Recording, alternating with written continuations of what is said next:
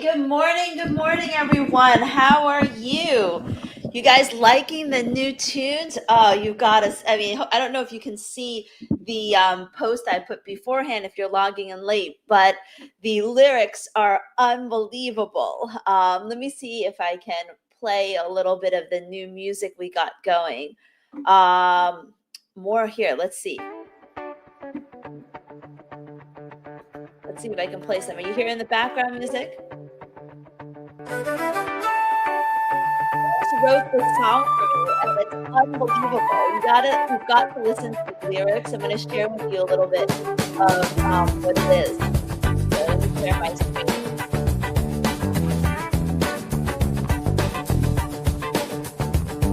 Jars scream silent.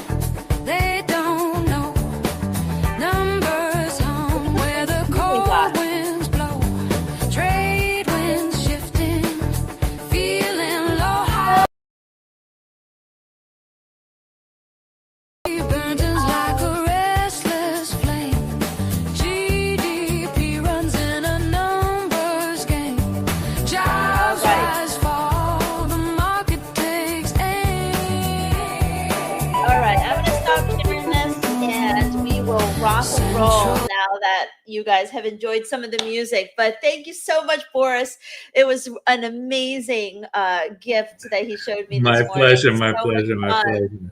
I think he's got a second career as a music writer, producer, whatever you call it. Our new theme song is incredible. I'm sorry for those of you that the music was freezing, but it was really fun. I wanted to share with you.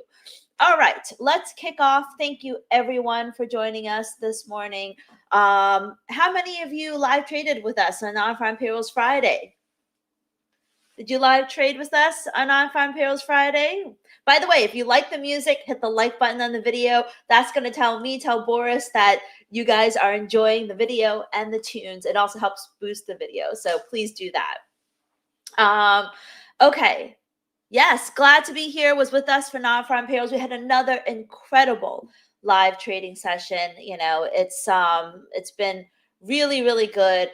And, we've got a lot of event risk on this week's calendar that I think is going to keep the action rocking and rolling. So I think, there's a lot to talk about. There's a lot of event risk on the calendar. But before we begin, I always like to hear who's brand new, because we always want to give you guys a little love if you're brand new to the channel, to our live stream, because, it pays particular attention to your questions if you are new.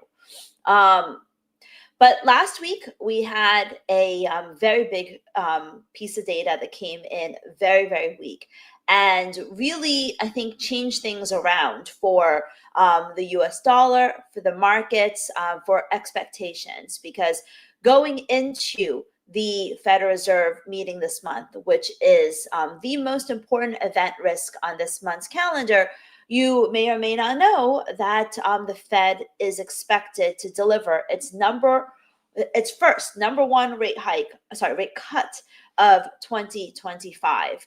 And the question now is not so much if they will cut interest rates or when they will cut interest rates, but by how much they will cut interest rates. So I want you to drop in your comments now. Do you think the Fed later this month is going to give us 25 or 50 basis points of easing?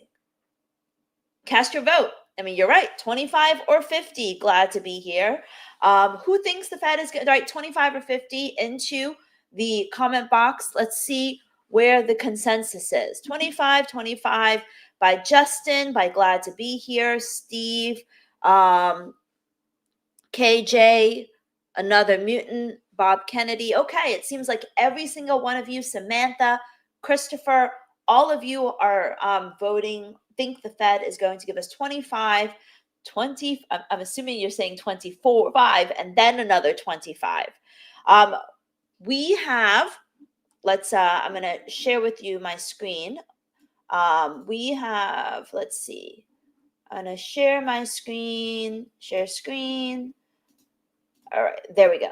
So we have a number of central bank meetings left this year. Let's just go to the monetary policy meeting calendar. All right. So the next Fed meeting is September 16, 17, which is basically next week. And then we have the October meeting and December meeting. So in reality, we have only 3 rate decisions left this year. So let's imagine that the market thinks that they're going to do 2 interest rate cuts this year. It would be 1 in September and then either 1 in October or December, one of them being a pause.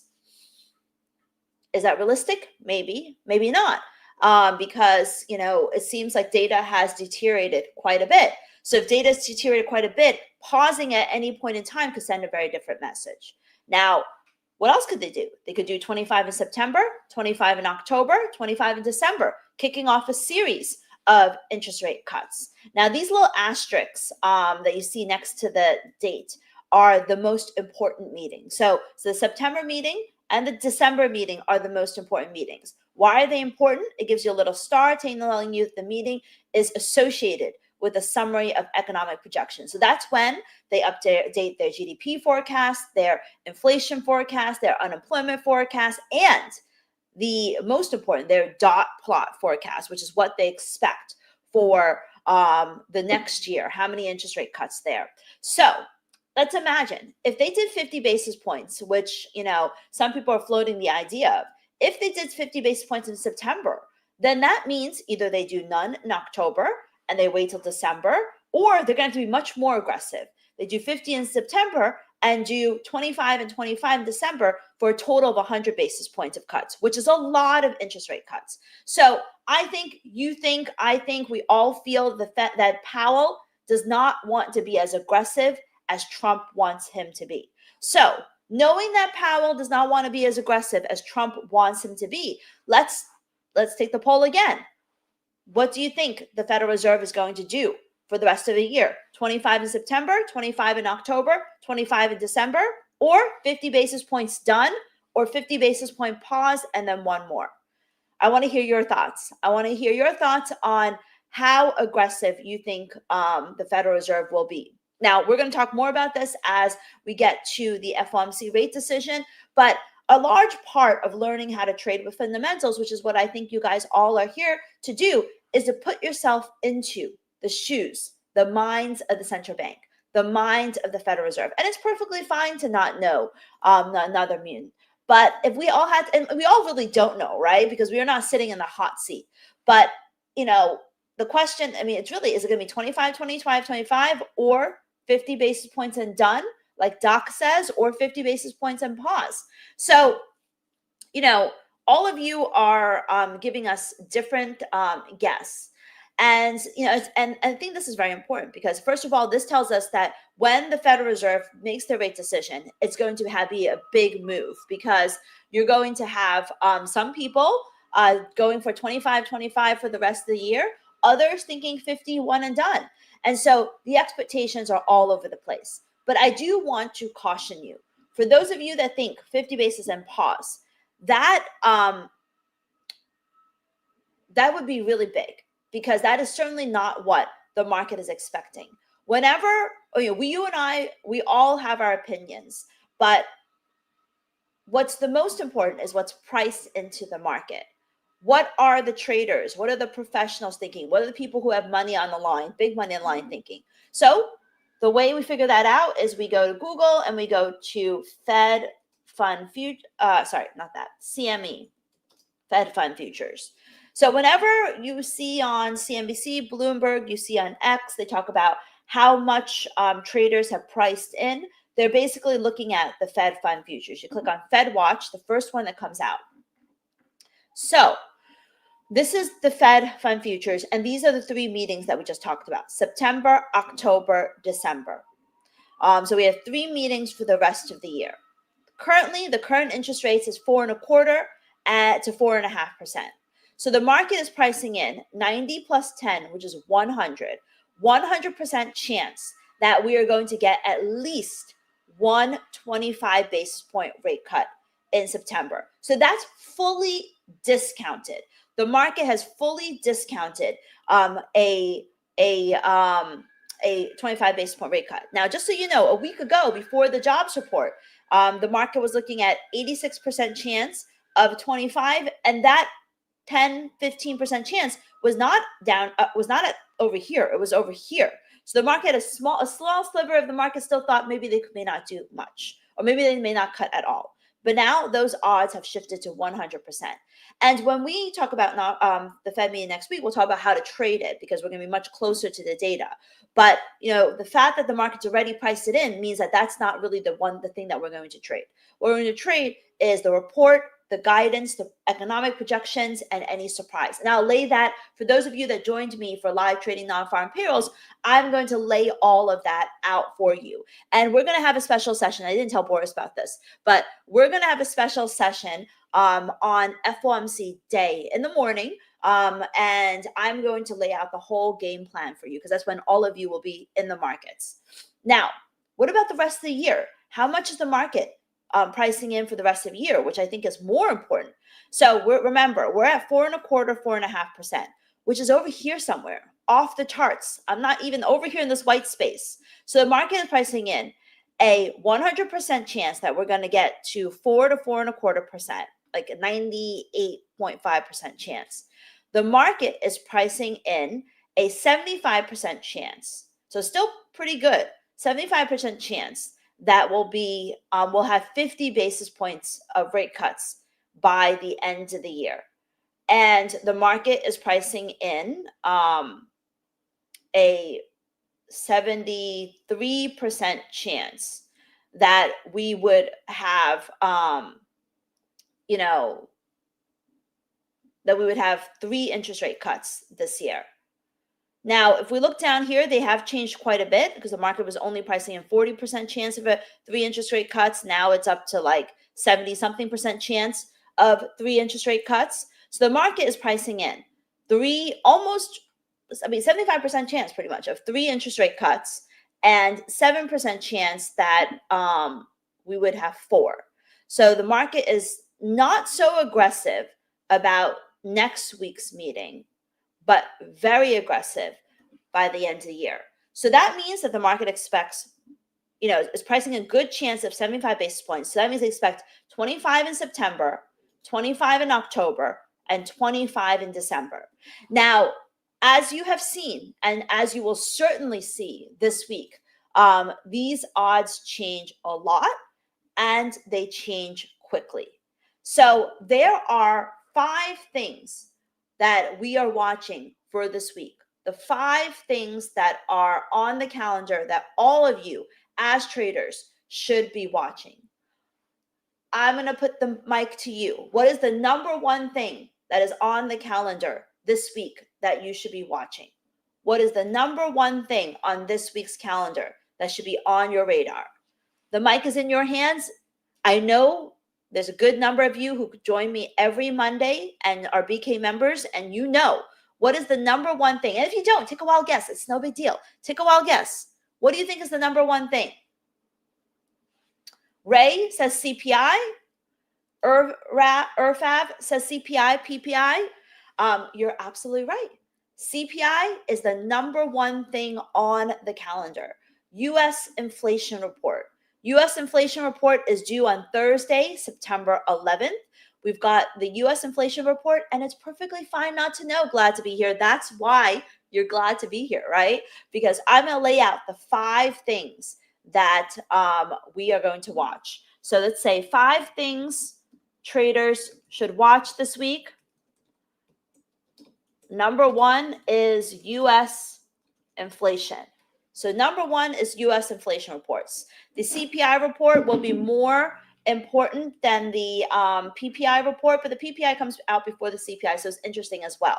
Now, this is where things are very important, because look here, the market actually expects CPI to go from 0.2 to 0.3, from the yearly CPI to go from 2.7 to 2.9. So that means that the market expects inflation to go up. If the market thinks inflation is going to go up, and I'm asking you a lot of questions because that shows me that some of you are understanding, and those of you are not, gives me an opportunity to explain it. If the CPI report is hot, is that positive for the dollar or negative for the dollar? Give me a plus sign or a minus sign for the dollar. If CPI is hot, is that positive or negative for the dollar? That's my question to you. All right, I'm getting a lot of answers here. Andy says positive. Amir says negative. And glad to be here says positive. Ray says positive.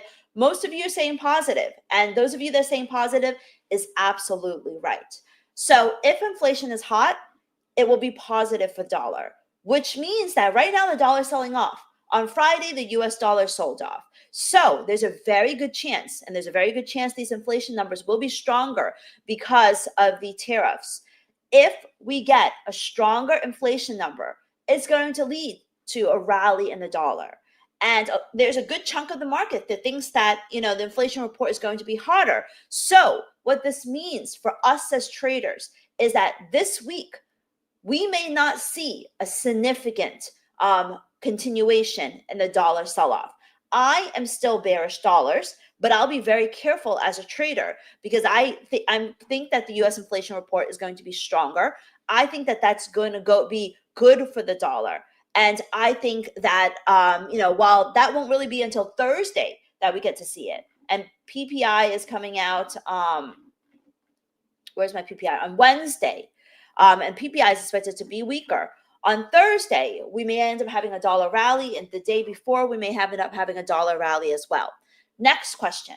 All right. If CPI is positive or negative, because this is the most, is that positive or negative for stocks? All right. Give me an answer. If CPI is positive or negative, is that good or bad for stocks? Give me your comments and let me know whether you think it's positive or negative for stocks. Ray says negative.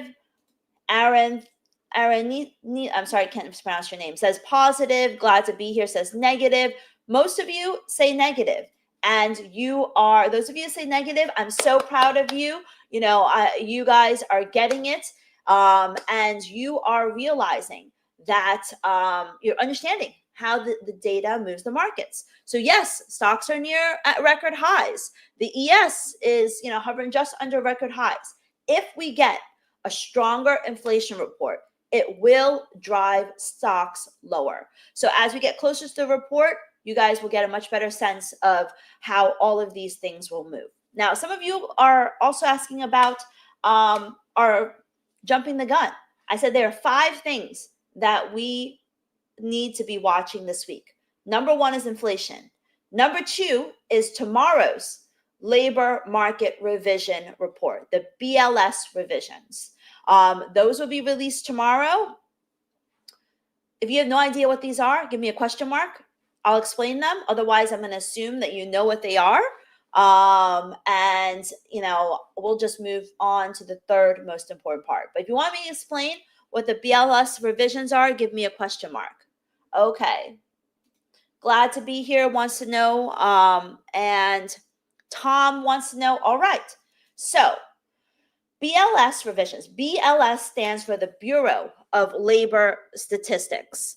And so the Bureau of Labor Statistics, they provide revisions to the non-farm payrolls report, the jobs report. Now, some of you may say, why?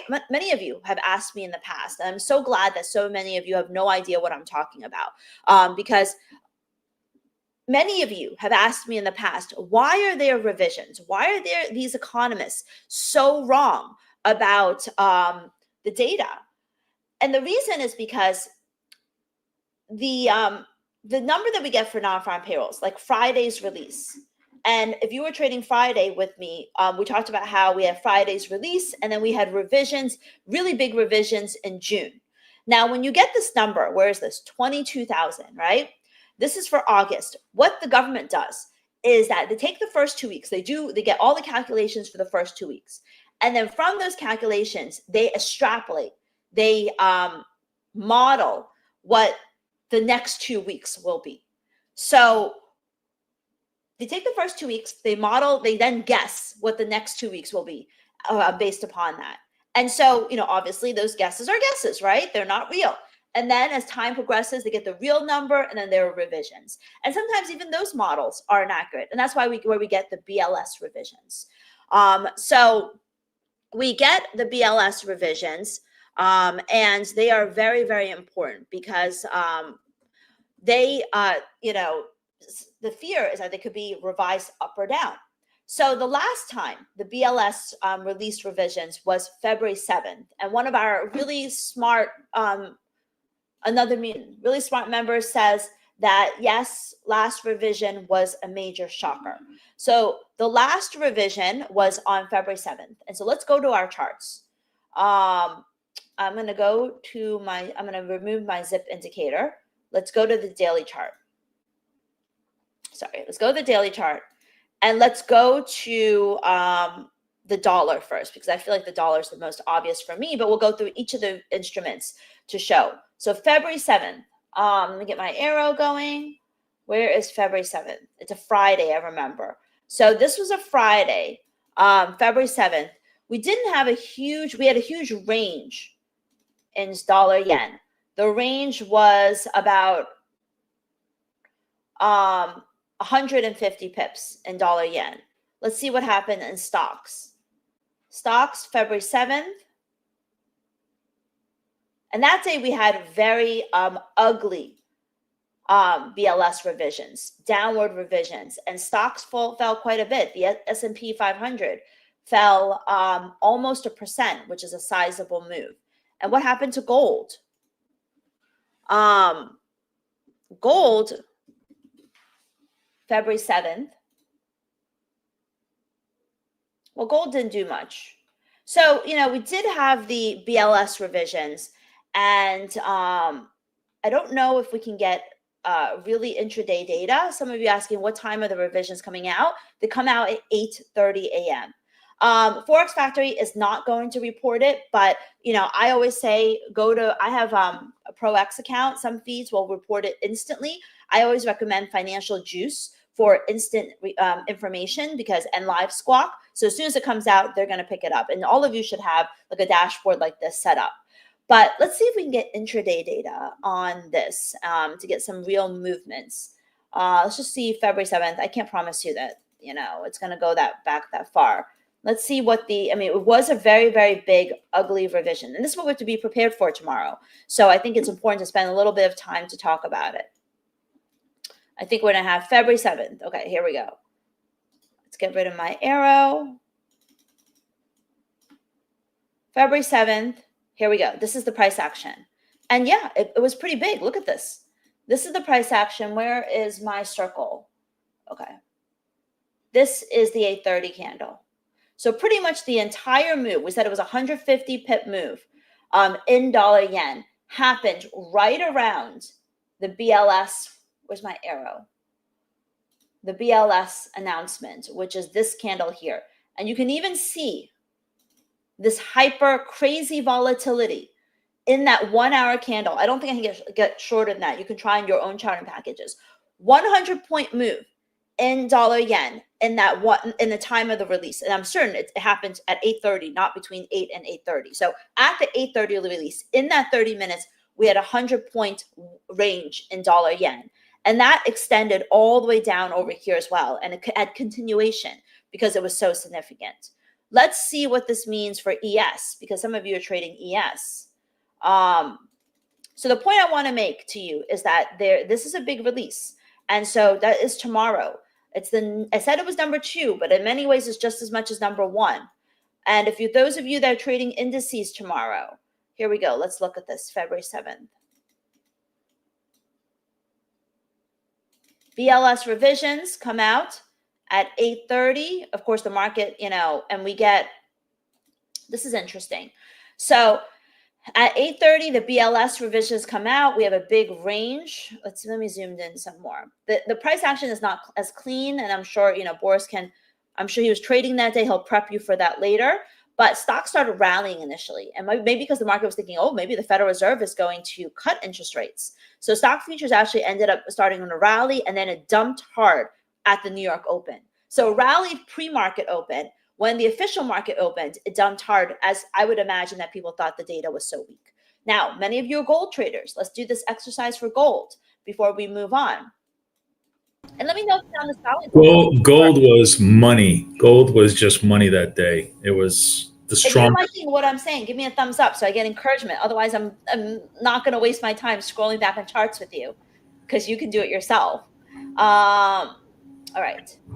February 7th, right here. So what did you say, Boris? Gold was money. Oh, sorry, no, I'm sorry. I think you were talking about the latest NFP. Are you going all the No, way we're back? looking at BLS revisions, because that's Oh, what we're trading tomorrow. So BLS revisions, this is the day. Remember, the number was weak, which is positive for gold. The number was weak, and I'm going to repeat that again. A weak number is positive for gold, because if a weak number is bearish for the dollar, people are going to look to safety in gold, and also gold is priced in dollars. So what happened? This is the candle. Let me zoom in some more. This is the candle. This is the BLS revision candle. So pretty big range here initially, high, low, maybe about 20 pip range. But then it went all the way up to 2,886. So maybe like a 30 pip range, which I think is pretty sizable. But, gold soars on the back of the release. The move stops at 10 a.m., which is no surprise, because we're nearing the London close. So sometimes the people do profit taking. But initially, for those of you that are looking at BLS revisions tomorrow, the point that I want to make is that there will be continuation. Now, don't expect the continuation to last past 10 a.m. in the dollar or in stocks. And Boris will be dollar and gold. And Boris will be trading the indices with you, so you can, react in real time with him tomorrow. But there will be continuation if the revision is big, but don't expect it to last past 10 a.m. So as traders, that's what we need to be prepared for. And another mutant is right. Normally revisions are routine, but the last one was a massive surprise. So a big revision, which is what some people expect, would be a massive surprise. And also, it could be more market moving than usual, because we have a rate decision next week. And because next week's rate decision, the market and many of you are still divided on what the Fed will do. And this is also the very first interest rate cut expected from the Fed. So for all of those reasons, the BLS revisions tomorrow at 8:30 a.m. could be more market moving than usual. So that is number two. Talked a lot. Number one is inflation data in terms of 5 things to watch. Number one is inflation data. Number two is BLS revisions. Number three, and feel free to take a wild guess on what number 3 is the ECB rate decision. The European Central Bank rate decision. I started our chat talking about how,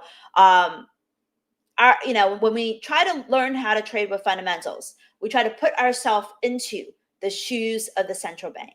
So we've got the ECB rate decision coming up on Thursday. And Thursday, has turned out to be a really big day. We have CPI and ECB on Thursday. And, I'm not sure. Are we live trading it, Boris? Maybe we'll live trade it. Maybe we won't.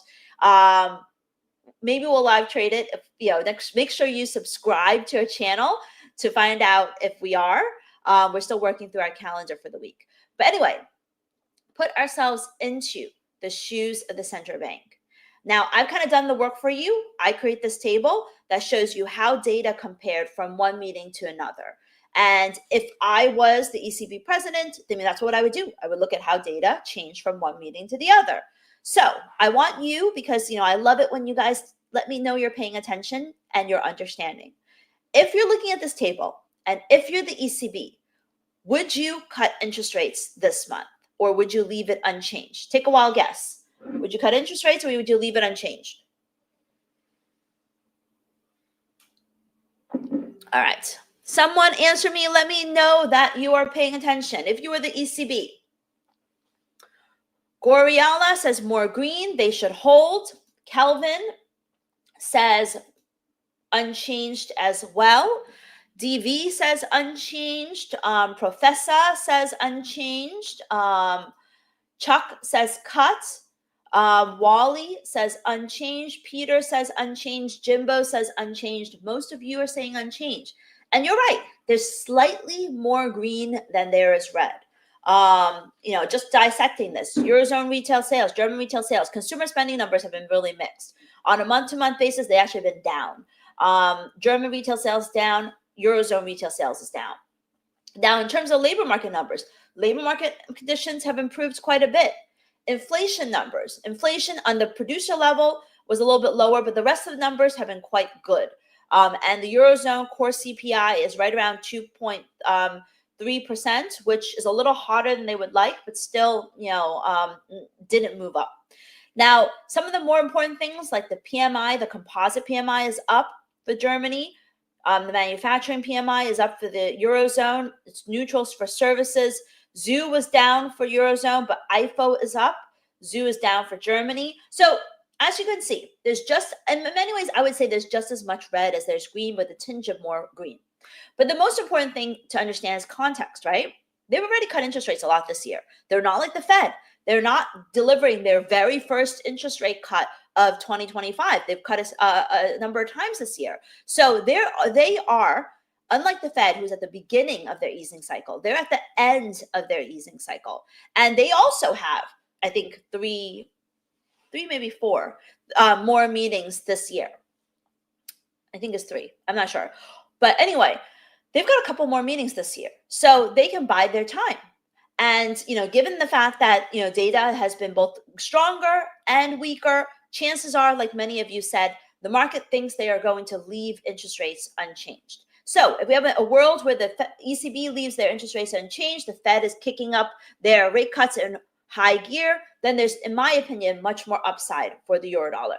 Maybe in the front of this week, definitely not around the US inflation report, but probably as we get closer to the September Federal Reserve rate decision. But overall, I think the ECB is going to leave interest rates unchanged, but they're not going to shut the door on easing because, the US economy, if it slows, the global economy is going to slow as well, and it can't be avoided. So, so I think that they're going to, like many of you, they're going to leave interest rates unchanged, but their guidance is going to be dovish neutral.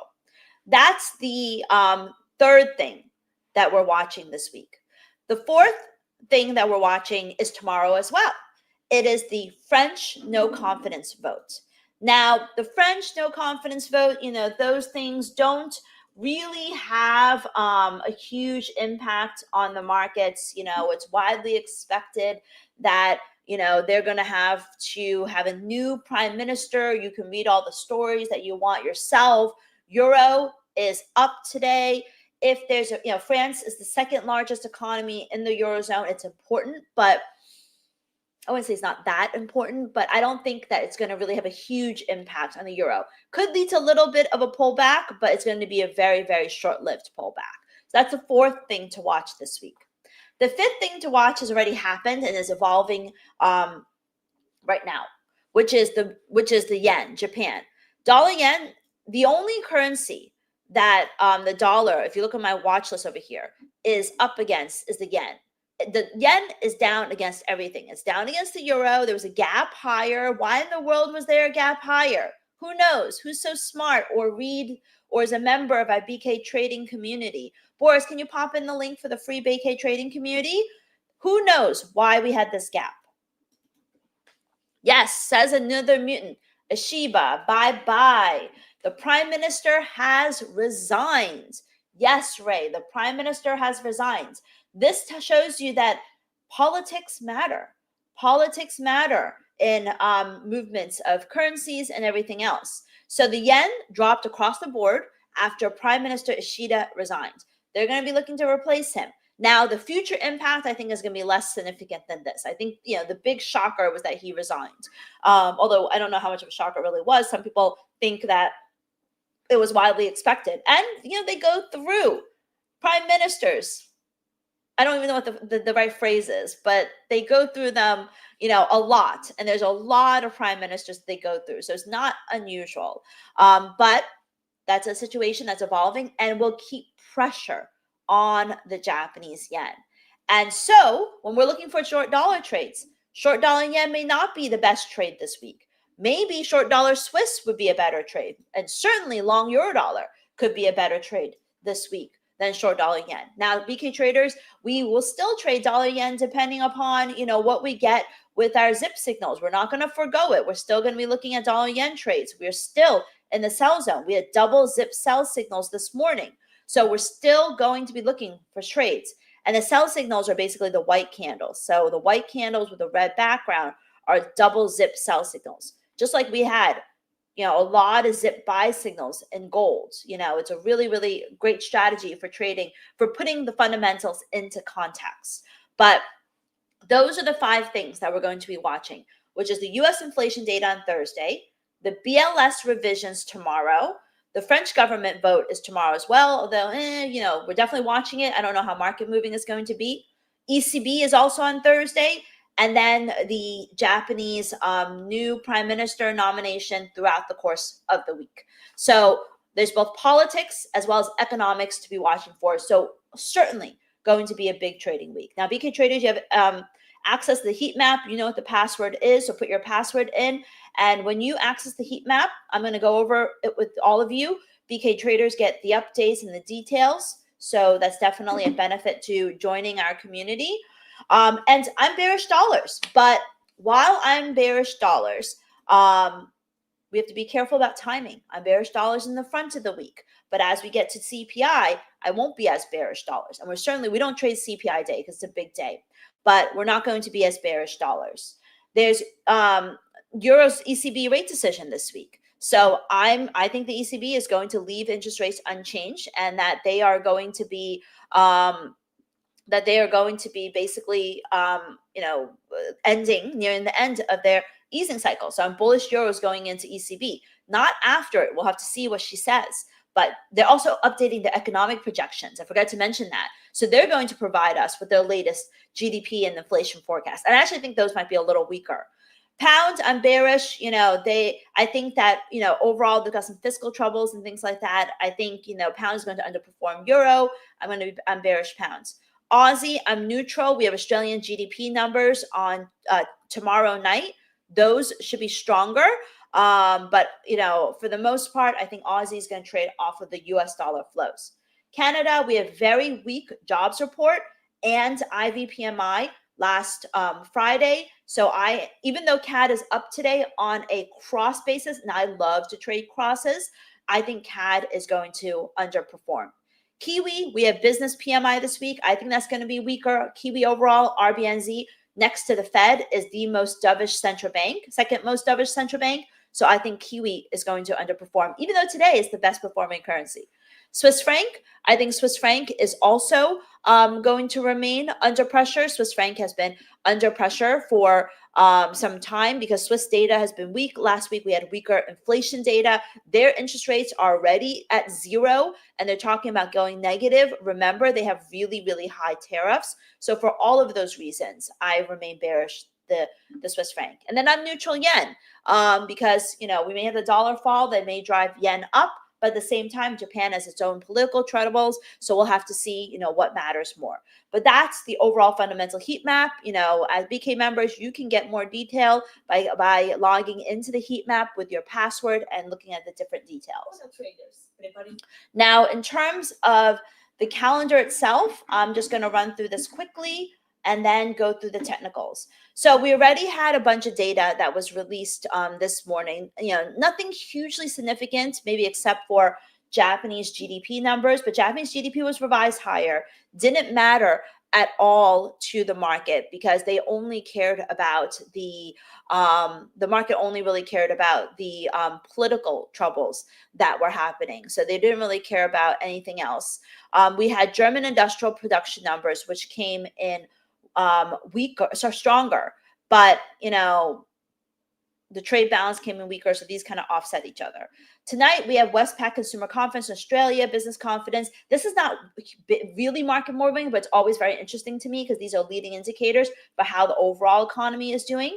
Tuesday, we have nothing going on except for the BLS revision. So it's 8:30 a.m. It's not on this calendar, but it's 8:30 a.m. on Tuesday is when we have the BLS revisions. And then we have on the Chinese inflation data. So that's always important, the Chinese inflation data. So, I'm going to be watching out for that. And then on Wednesday, we have PPI from the US, which is the first inflation data. This may be weak, but just because it's weak doesn't mean that the CPI report will be weak as well. Watch out for SMB chairman speaking, RBNZ governor speaking, but the real big days is Thursday and Friday. Aside from tomorrow, we have the BLS revisions. Then on Thursday, we have the ECB at 8:15, US inflation report at 8:30, and then ECB press conference at 8:45. So it's going to be a really, really big high volatility day. And then things calm down on Friday. We've got some GDP data from UK, some industrial production numbers, and then we end the week with the University of Michigan Consumer Confidence Index. So Tuesday, Thursday are the high event days, and that's when you have to tread the most carefully. Taking a look at the charts, I'm going to go to my moving average clearance chart. Euro dollar above all the major moving averages. I'm bullish euros. I think, with time, it's going to at least test these highs here, maybe even go to 120. Dollar yen trapped between the moving averages. If we drew a triangle, you would see the triangle. We are trapped in a range waiting for a catalyst to break out. We have no shortage of catalysts this week for a breakout, and we could break out as early as tomorrow. So, we will have to see, but we definitely are itching for a breakout here. And I think it's going to happen this week, and I think it's going to be to the downside. Dollar CAD. Now the CAD is doing better than the dollar, even though Canada had weaker data. And so this is more of a function of the dollar. So I think it's going to pull back to maybe 137.65, but we're going to have to see how the data from the US fares. I'm bearish dollar Swiss, but with the bottom of the chart, the lower right-hand corner. We're definitely going to get to 79 cents in my opinion, but we'll have to see how much more it can run.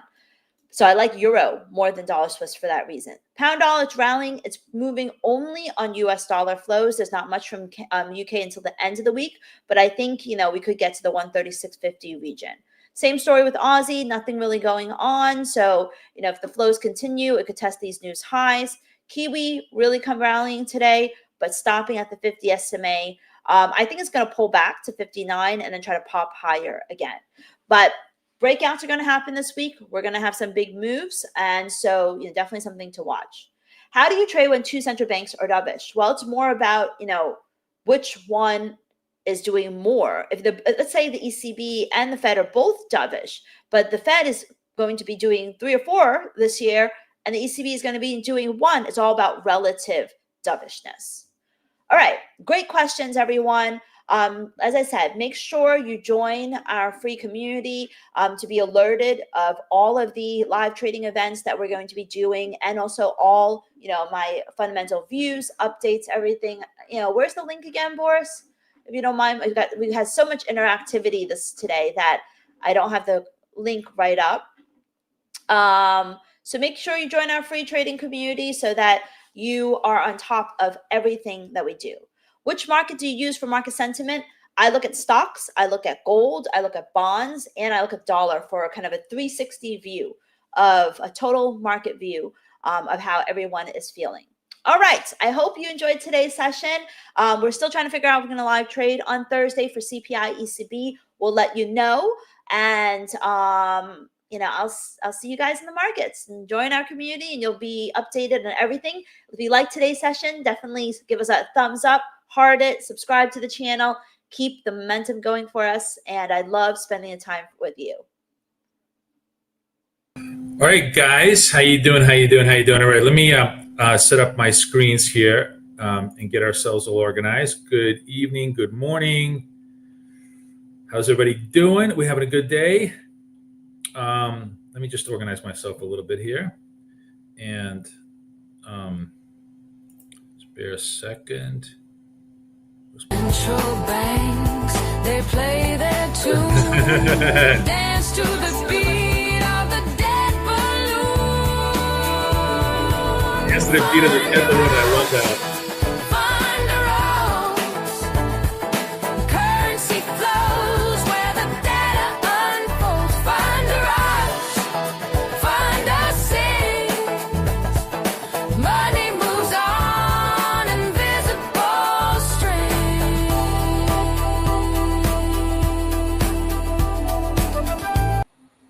Nice, right? Everybody enjoying that? It's Fun to Rocks, our new Monday morning song. Hope you guys really have a good day. What are we doing today? Everybody having a good day? Let me just get my comments out here. Make sure everybody is here and clear. Be sure, first order of business, anybody who's new or anybody who's old who hasn't done so, absolutely join the free community, because that's really where we post literally everything that's going on, including our most recent, our most upcoming events, live trading events, marathon events, everything that's going on. All the cool stuff, including all of Kathy's analysis. It's there. Plus, you can also have access to our basic courses, and you can understand how Kathy trades fundamentals and how I trade props. So hope everybody who's in the room here who is not a member, please join. It's an incredible asset and a great way to get started.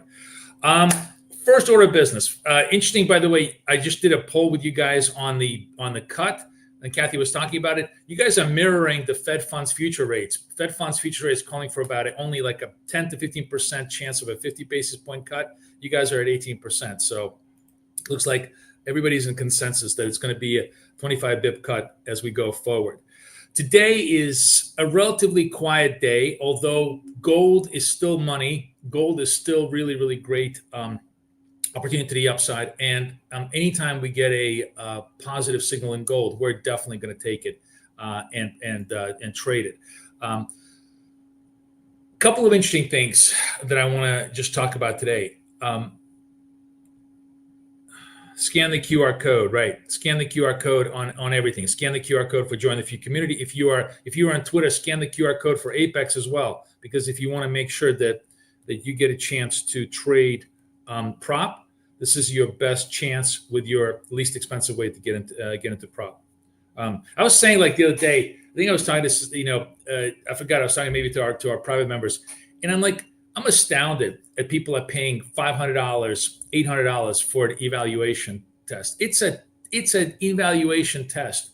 Why would you pay such ridiculous amount of money? With Apex, it's never more than $50 maximum at these discounts. You're gonna need a lot of these evaluation tests, like everybody else does, in order to really do well. All right.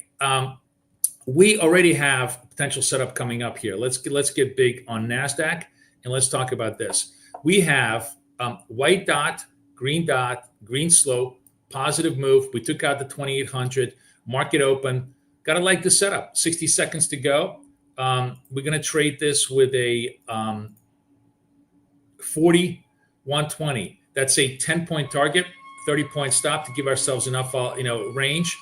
NASDAQ. Oh, do we hear all the noises in the background now? I'm back in the city. Yes. God, man, what is this? Just some screeching going on. I hope you guys are not doing about it. 72 points in NASDAQ already. That's a nice, healthy range. Definitely enough for us to get interested in terms of volatility and trade our 1030 structure. Let's see if the trade triggers and then hopefully completes. We got 16, 17 seconds left. I'm just focusing on NAS, and then we'll see if anything shows up in gold as well. So white dot, green dot is our standard momentum trade off the indicator that is a proprietary indicator that we have 3, 2, 1, and we're good. And I'm long, and the target is 831.25, right? That's the target, 831.25. 791.25 is the stop. Here I am at, I don't know where the hell I'm at. I guess I'm in at 21. Markets are kind of popping up and down. So let's see if we can sweep it up a little bit higher. Almost there. 28, 29, and we're done. Nice, classic Monday morning trade. This is for those of you guys who are new, who have never traded with us. This is what we do all day, every hour on the hour, every minute on the minute. Our structure here is to trade highly selective, very concentrated small trades to basically add up to a nice, clean, consistent track record throughout the day. We scalp. It doesn't mean that's the only thing you can use our indicator for. It doesn't mean that you can't do lots of interesting trend ideas. There are guys in my room who are long this trade from this white dot and are probably holding for 50 points. That's great. If that's your personality, if that's your structure, that's very, very good. There's always a trade-off with everything you do in life. And in trading, there's literally nothing more clear than there's a trade-off. If you want to go for big points, you're going to hit a lot of losers. If you want to go for small points, you're never going to make big points, but you're hopefully going to hit more winners. It's just a question of how you like to trade. I like short, quick, consistent wins because for my personality and for our structure of how we trade, and for the general prop model, this seems to be the best model to get funded, to get paid out, because it's very, very risk controlled, right? So really up to you to how you want to trade it. There's 1,000 different ways to trade it. The indicator is proprietary. The only way you're going to be able to get the indicator and be able to get the signals and be able to make the trades is to become a member. Here's the coaching link. Hit that link, become a member, and I will buy you a free prop trading account if you become a coaching member. So everybody who's in the last month or two who's become coaching members has gotten, lots of free trading accounts as a result. That's what we do. We give you the coaching and we give you the free account to get you started. So if you're interested, hit me. Now, the number one way to trade is to trade with trend, right? Number one way to trade is to trade with trend. However, we're all degenerates. We all love to sell tops and buy bottoms. We all like to screw around and pick tops and bottoms. So I have the first order of business that we're going to do is if we're going to trade badly, we're going to trade in a different account, right? If we're going to trade against trend, we're going to separate our trades into a different account. But what I was going to show you is if you are going to do the bad thing, at least do it the good way. And for me, looking at fade moves, that is moves against trend, especially in an uptrend, the only signal that I find of any interest is actually the purple dot, the super, super high reversal off the top. So like right now, I have a reversal signal here on this purple dot, and I'm just waiting to see, to let the candle complete. We're always waiting for the candle to complete. And if this thing completes, which obviously it's going to do here, I'm going to go short here. And I'm going to give it a shot to see if it's worth a reversal. Now, this is always the weakest trade. It's always the least accurate trade, but it's kind of fun to do. And my point is, if you're going to do it, you have to do it off the purple dot, because in an uptrend, the reversals are very, very, very shallow. And as you can see right now, I'm probably going to pay the price for this trade because it's not going to completely reverse for me. But if you're going to do it, if we get another purple dot, we'll take another shot at it a little bit later. The best reversal trades are the earliest ones in an uptrend. If you're looking for a big confirmation, you're probably already too late. So boom, I'm probably going to get taken out, pay the price for my bad behavior. But at least I separated my bad behavior into a separate account, which is the key thing of what we do here. Now we're going to go back to my good account and look around and see what we want to do here as far as structures, and see if gold gives us any signals. Yes, Fabio is absolutely right, actually. So Fabio is absolutely right in the sense that the much better trade would have been to buy this because this was a good reversal trade. I'm just sort of indulging everybody's bad instincts. And maybe you're right. Fabio, you're absolutely right that when I'm trading the fade trade, the fade trade should really have the red slope on the side of us. So in this particular case, we had a very, very clean, positive trade. I should have bought this. I fucked around because I just wanted to show you a new setup. Fabio is actually absolutely right. this was in no way, shape, or form a good trade that I did, but what he did was a very good trade. If you have a sell-off and the slope remains green, meaning there's a still positive slope, that's very, very positive for the product, and you actually want to be a buyer here, not a seller. The only time you really, really want to fade these moves is when the slope starts to get red, right? Like here, you had a purple dot with a red slope. Yeah, okay, maybe you can go. In the meantime, we're going to turn our attention to gold, which is back in business, and we are going to wait to see if gold stays to give us a signal. Gold has a white dot, green dot, positive trend, positive slope, absolutely setting us up for potentially, excuse me, a long trade here to the upside. But we gotta wait to make sure that this candle holds.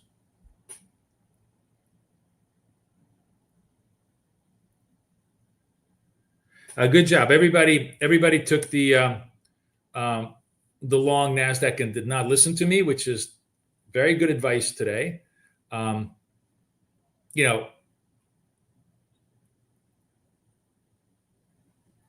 watching gold here at 44 seconds. I want to make sure that that we have the trade. Gold is at 671 is the high, so we're trying to test the highs here a little bit more. 34 seconds left. I am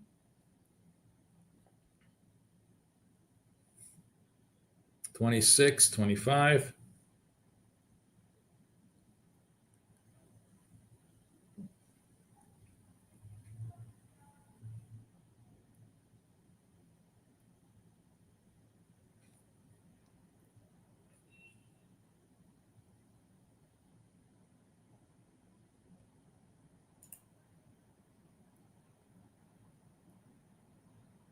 Am I in? No. Now I was trying to get cute, trying to buy limit. Let's see if I can buy a limit here. I'm in at 67. No. Oh, maybe I am. Did I get in? No. All right. I did not get in because I was trying to get cute. But if you just went market, this trade totally worked. I'm just trying to get very, very cute. So I want to flatten out and get out of this position here. I want to cancel all. Okay. If you went long here, that totally worked. And it was another good trade. Sorry, guys. I'm a little rusty on my execution this morning. But for those of you guys who are taking the trades, really, really good call again. Nice, clean, straight up call in gold. Now turning my attention back to NAS to see if I have anything else going on over here. All right. Wally got it. Everybody got it. Nice job. Nice job to everybody. All right. Good job. Good job for everybody trading it.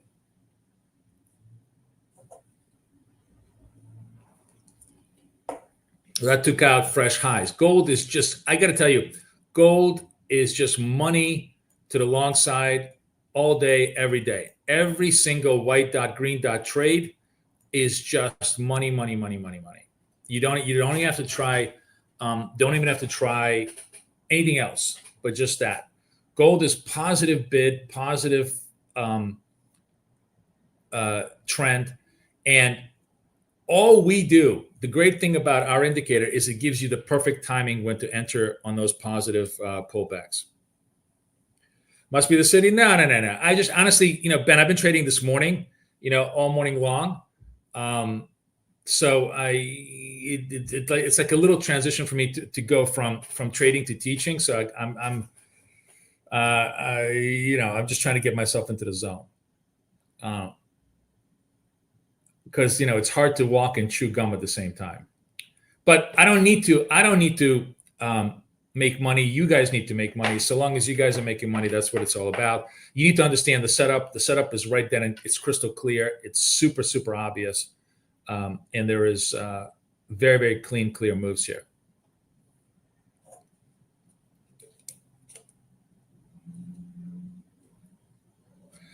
Christian says that he back tested. So sorry, when you're talking about the retrace, are you talking about let's say to the upside, purple dot onto a green slope? Is that what you mean? What specifically what specific setup did you test, and what specific instrument? If you can really, MNQ, you tested this on MNQ, okay? So NASDAQ. And what was the step 1, step 2, step 3 of the structure? If you can spell that out, I'll post it for everybody to see so they know exactly what it was. I don't know what a TAV setup is. Again, simple English, Christopher. Give me step 1, step 2, step 3, so that everybody in the room who doesn't know what TAV setup is, including myself, because I don't know what this acronym means to me or to you. We can we'll be able to explain to them.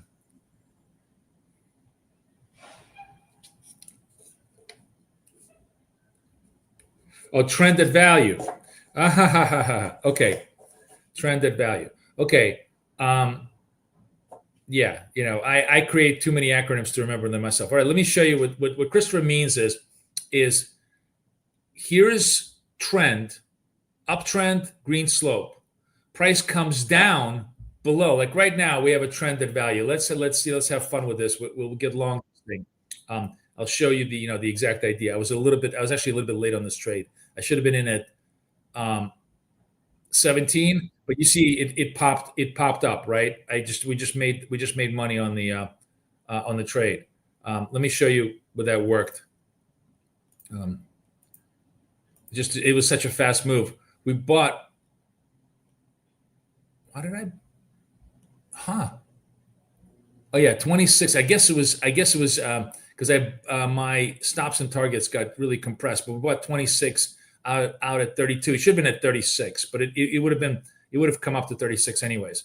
The idea of trended value, which is something that people really, really love and really enjoy, is that you're buying something valuable cheap.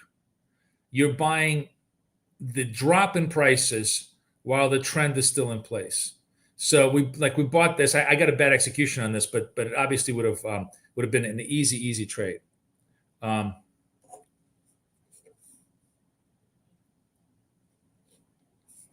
Sorry. Hold on.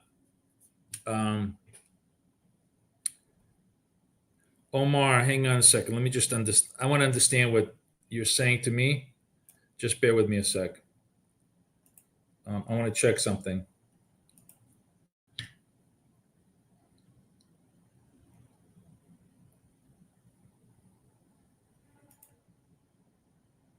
Just bear with me a sec, guys. I now have 4 screens, so I can set everything up now on 4 separate screens, and I can actually follow everything you guys are doing with me. Just bear with me. Oh, perfect. So that was you, Omar, right? Yes. Okay. I'll send you the full packet. Thank you. I'll send you the full packet, and you'll be all set up. Great. Thank you. So Omar just got it. Omar is going to be getting a free Apex account from me. Anybody else want to join him? Feel free to come in here and get the coaching. Coaching every Thursday at 7:00. Really, really good, by the way. I have some really cool stuff that we're going to talk about this Thursday. Some really interesting ideas that came over the weekend from more of my reading about neurobiology and psychology. This one is going to this idea that I want to share with you guys in coaching, and then we'll talk about it in general population, is probably the best idea I've ever read in how to stop revenge trading. And it's so simple, so easy. You're going to just die when I tell you. If you ever want to get rid of revenge trading, I'm going to tell you about this in coaching. So come join me, please.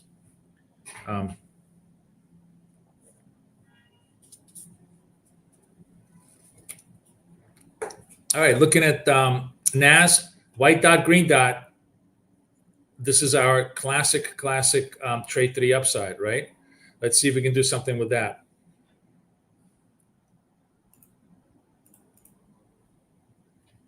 $12 seconds left. 8 seconds left.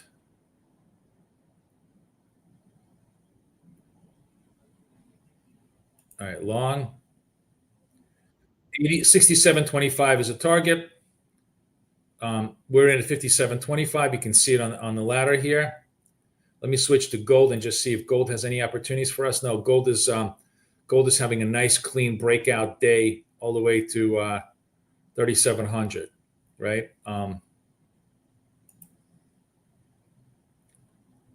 Oh, sorry, I'm on gold. I need to go to NAS. Well, we're in the NAS trade, so we can watch the NAS trade. There's no opportunities in gold, so we can watch the NAS trade. 67.25 is a target.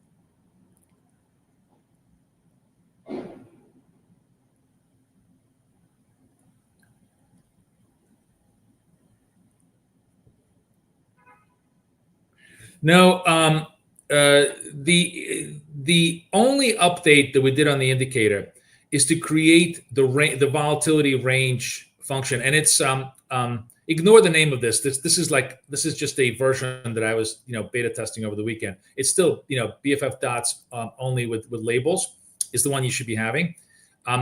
The key thing we did last week, which is really useful, is to see how many points traded over the last hour.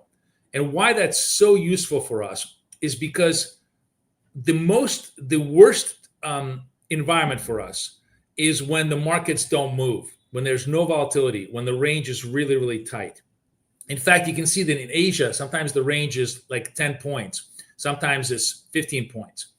And what we like to see, obviously, at minimum for NASDAQ is want to see a 30-point range in the last hour. As you can see, the range now is almost 100 points over the last hour. That's a very good range.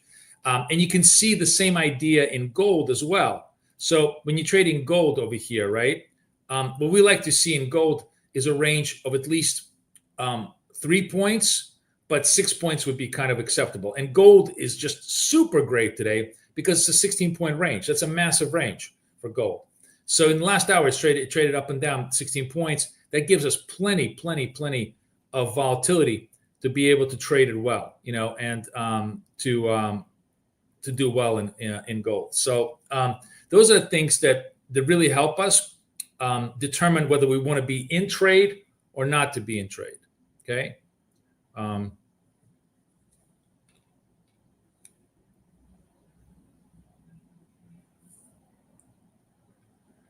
Okay. 67.25 is a target.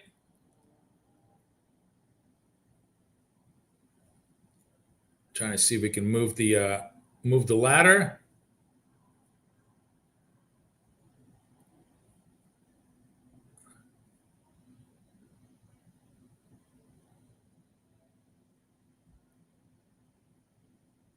Nah. Almost there, but kind of died out. Let's see if we get enough juice here. One of the things that I want to show you guys, just from cosmetic point of view, that could be interesting if you like this. Let's see if this trades 67.25. Come on, 65.25, 66, 67.50. We're done. Okay, nice. Another good trade done. Classic white dot, green dot, boom, boom, boom, baby, 10 points. We're good to go. I think I need a Britney Spears backtrack for every time we hit a trade. It's gonna be baby, right? I think I'm gonna get that clip. Anyways, I want to show you something. It's not like groundbreaking, but it's kind of really useful as far as telling you what you're doing. So let me, when we have these presets in TradingView, right? We have these presets at TradingView. I want to show you something. I'm going to delete this, right? I'm going to remove this. And what I'm going to do is I'm going to go to the order panel. Market, take profit 40, stop is 120, right? I'm going to save it, but I'm going to show you what I'm going to do. I'm going to save order preset, which is 40 by 120 underscore NQ, right? Now watch what happens. If I save this, when I have the drop-down menu and I put this over here, you see how in the little buy and sell dot over here, it tells me the instrument as well as the stops and targets. This is really useful when you're like, maybe you were on a gold chart before, and you're seeing a NASDAQ trade, and you're like, oh, I got to trade it. And then you realize, oh, I'm on a gold setting because the setting says gold, right? It's just adding the name on the thing, which gives you a better textual cue. Oh, I'm on the right setting, I'm on the wrong setting, because this way you're not trading the wrong instrument with the wrong setting, right? Yeah, hit me, baby, one more time. That's it, Ben. We're gonna sample that, and we're gonna play it every time we hit a take profit. I'm gonna sample that. But yeah, you guys see what I'm saying? It's just a cool little way to make sure that you're on the right setup across the right instrument. So hopefully, you guys like that, and hopefully that makes sense. All right. Oh, cool, man. I love having 4 screens. And now I can really see everything that everybody is doing here today. Very nice. All right, let's see if gold is giving us any yield here. Okay, I'm sorry, guys. So, we traded NASDAQ, but gold obviously was the classic that everybody in the room, yelled at me for today, properly so. This is the trended value, as Christian said.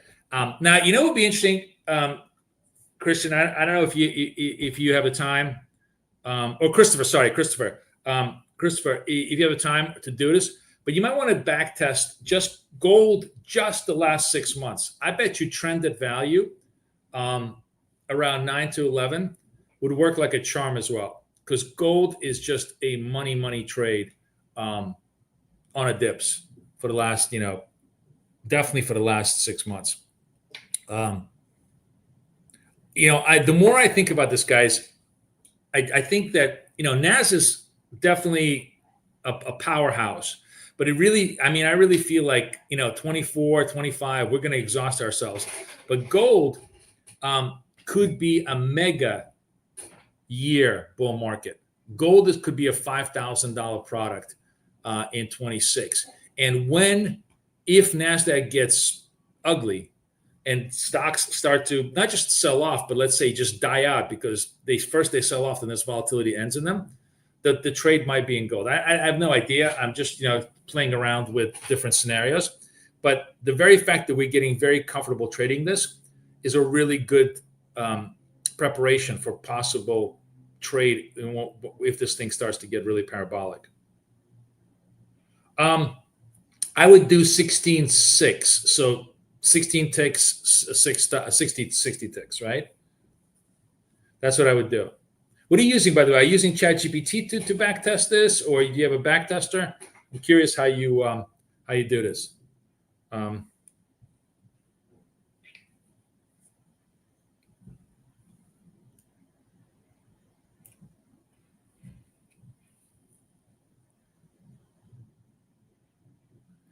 Gold exhausting itself around the 75. NASDAQ kind of hitting a little bit of a bump at the 290.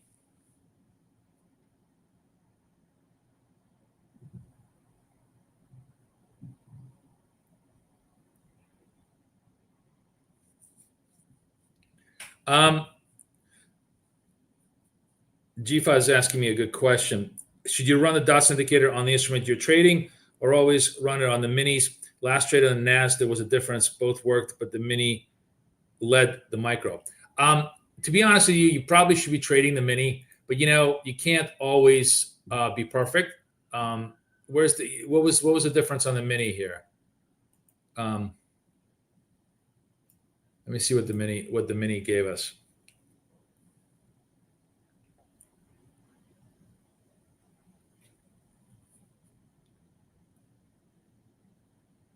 $49. Oh, the mini had the candle at 9:48, and the micro had the candle at 50. Oh, it was yeah, it was just a little bit early. You're right. The mini would have been a better trade. Interesting. Yeah. I just have a limited amount of screen space, so I try to do the best I can. Generally, the principal ideas, the strong momentum ideas, both on the retrace at value or the pure jumpstart momentum, those should be good on almost all the instruments. But it depends on how much real estate space you have. In terms, remember, they're just clues. They're not guarantees, but they're really, really good clues.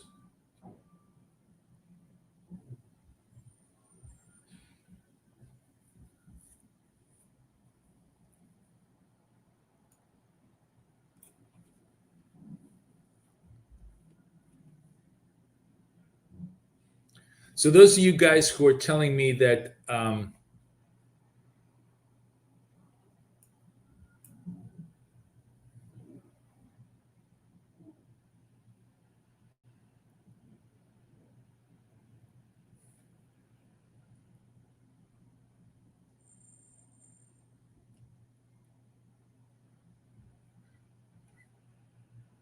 I'm trying to get cute here, trying to see if I'm just going to go through. I'm going to go to replay mode for just 1 second, just to see something, guys, because I'm just curious. So, sorry, it's got to load. Okay, so we're loading. So, when do you trade the purple to the downside? I have green slope, right?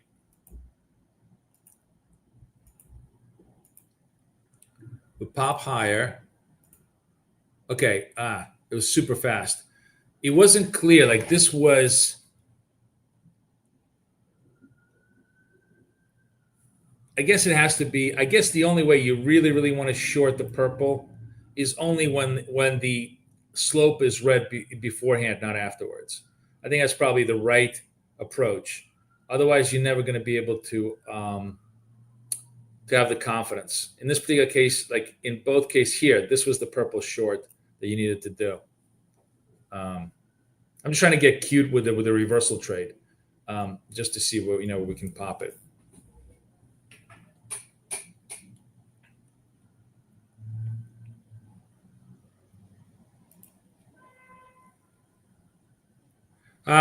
Cool. All right, that's great.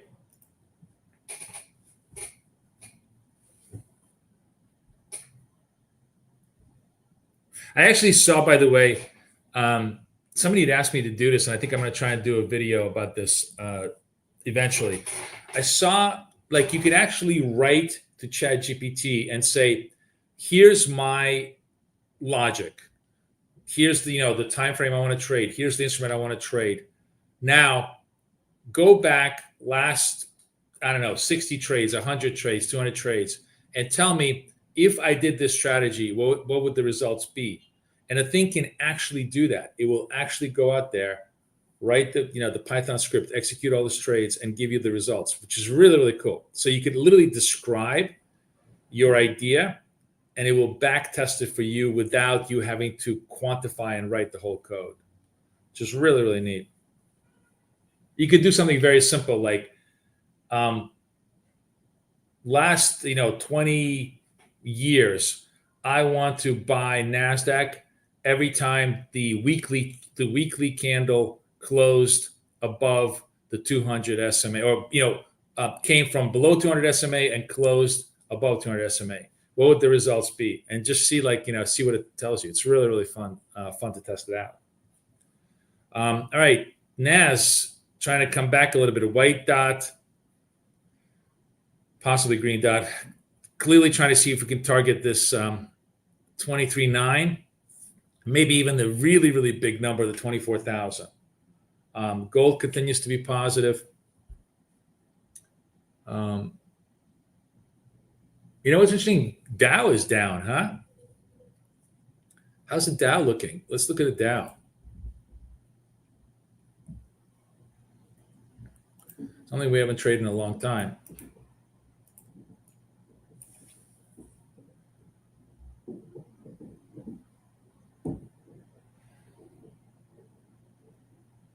Dow is weak. I wonder why Dow is weak and NAS is strong still.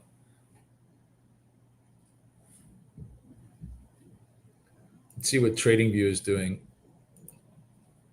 Anybody have any?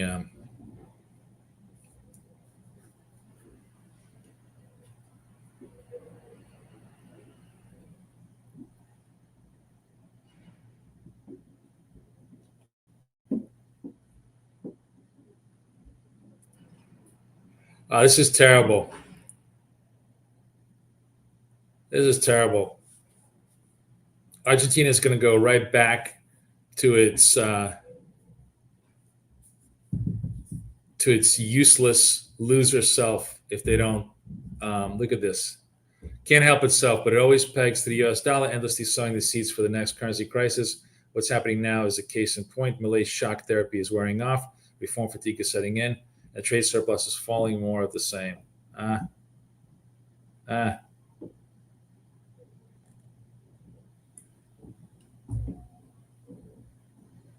Really a shame.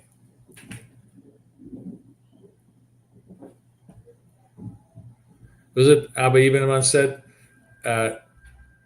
Argentina never loses the opportunity to lose the opportunity? That'd be really bad. All right, let's see what's going on over here. What's in the markets? We can, what we can do. The great thing about wealth charts, the really, really crisp, clean thing about that is that we can do another wealth charts into my other account, and we can see if we can trade. We can trade Dow in my other account with white dot, green dot structure.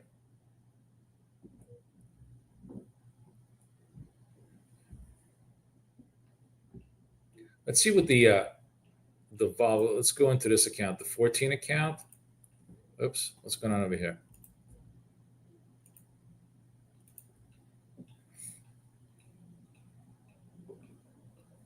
All right, and let's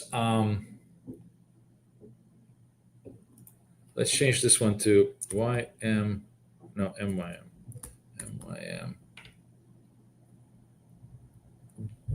September 25. Put this over here. MYMU.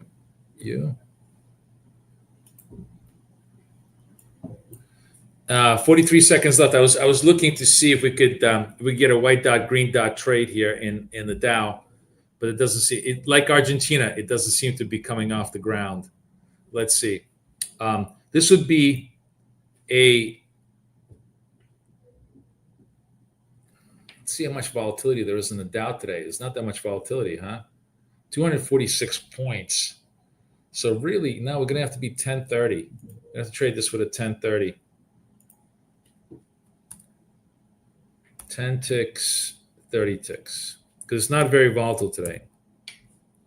That assumes that we get a green dot. If we don't get a green dot, maybe the next candle will give us a green dot. We can trade that.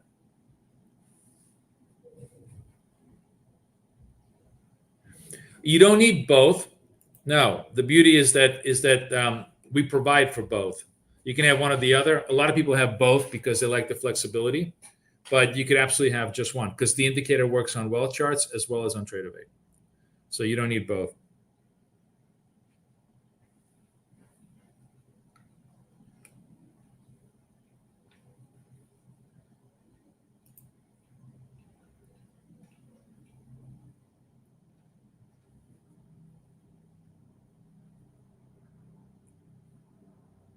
All right, let's put this down. We can watch that a little bit later. Oh, we might have a green dot on. Let's go. Let's see if we get it. Green dot, green dot, green dot. Nope. Coming down. $1.03. So let's see if it has any juice to go.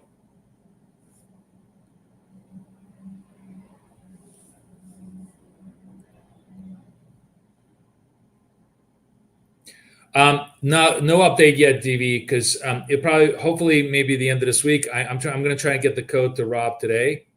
I have the code, but yeah, it should be relatively slow. My points is 1030, 10 ticks, 30 ticks. It's pretty low volatility today, so I'm really not trading a lot. 28 seconds left. Look, we're popping. Is this going to pop for us? Let's see.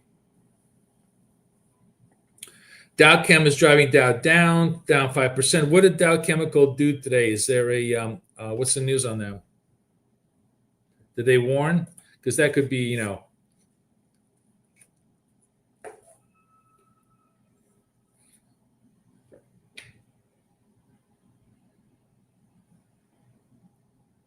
All right, I'm long this just for shits and giggles on the Dow. I don't love this trade, but I'll take it. It's 7 looking for 17. The reason why I don't love this trade is because the slope here kind of died on me into the red zone, and I always want to trade a clean, unambiguous green slope. But we haven't done any trades in a while. It's a stupid reason to trade, obviously, just because I'm bored, and I'm probably going to eat this trade. It's probably going to have to be the next green candle that's going to work. This trade, if this works, is going to be a pure lucky trade. It's really not a legitimate trade, but we'll see if it can play it out. Because what you really, really want is if this candle goes green, that's the right one because the slope is green, the candle is green, all the momentums are starting to point up. If they're gonna start lifting it, they're gonna lift it here. I'm gonna try to get it to 17.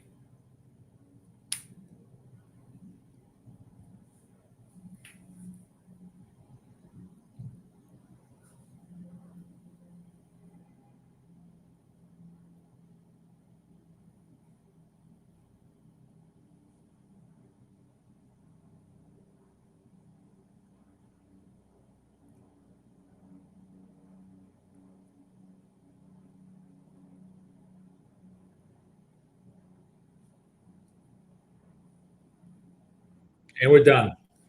It's weird. It's you see how the order gets executed before you even see it lifted on the trading view screen. Okay, all right. So that was a lucky trade. Great. We got lucky.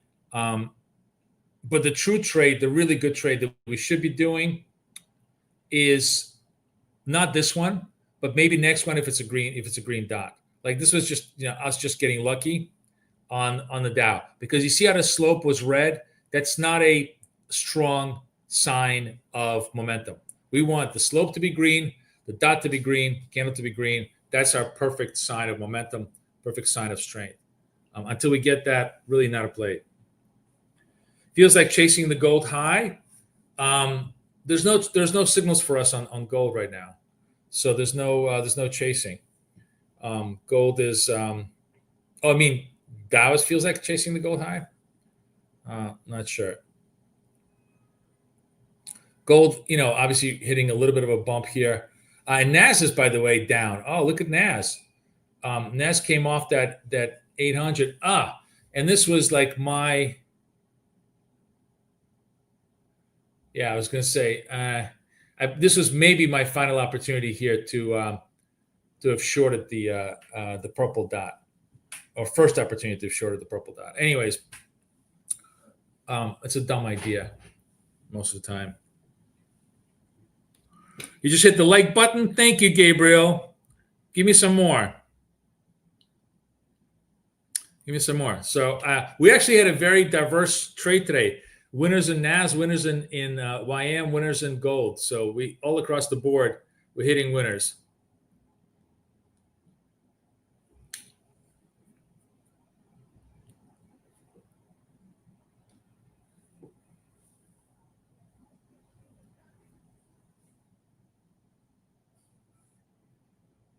Actually, you know what? Let's do a little poll here.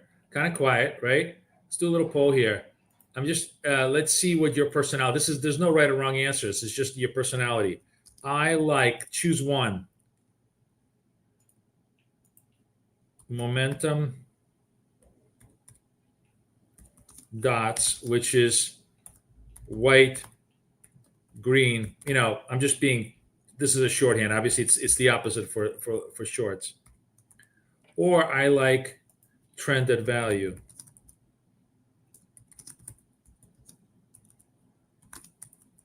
Purple on green slope. Okay, I'm going to publish this. You guys, let me know. Oh, did this too much? Shit. Too many. Sorry, too many characters. We're just going to call it white dots, trended value. You guys know. I try to explain what they are, but it's why can't I do this? Start poll. fuck? Huh.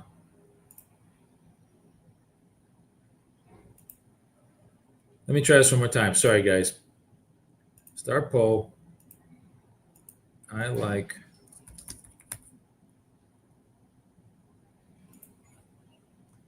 momentum.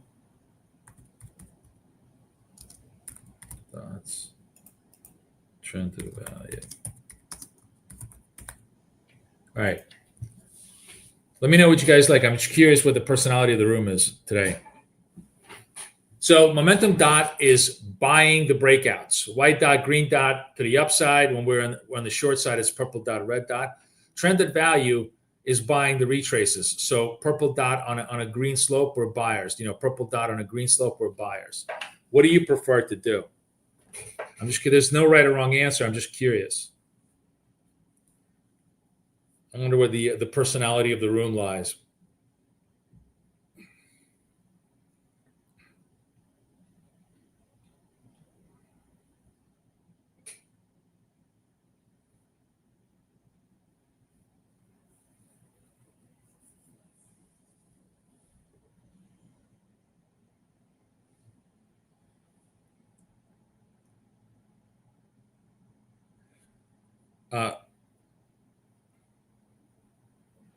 Who's new in the room here today, guys? Who's coming to me from wherever you are? Tell me.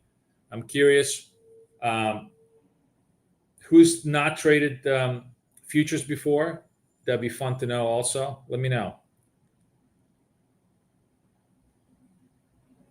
Somebody was saying that gold is kind of topping out. Looks that way on the charts a little bit, right? Starting just to slow down. And let's just look at the at the Dow. I know.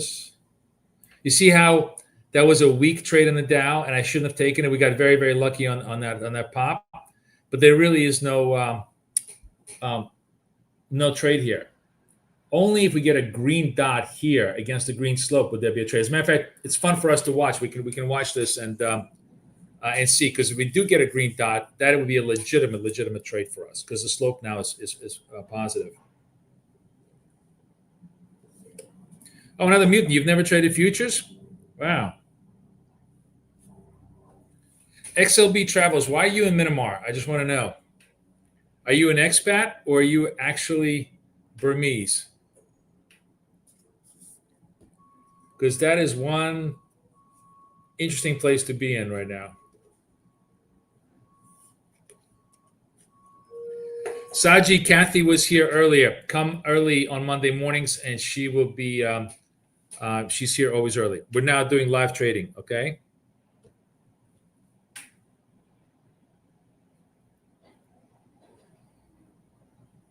Let's watching the Dow, because that's an interesting trade here. White dot, green dot. Let's see, expat from South Africa. I knew it, man. Crazy place to be. No shit. No shit, my friend. It's like oh man, what is that Francis Ford Coppola movie? Oh God, I can't believe I'm losing it.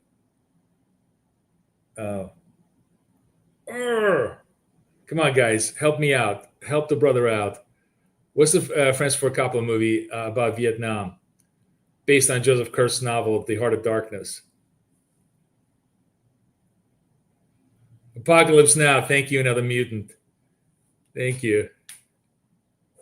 I've already made peace with the fact that my long-term memory is shot to shit.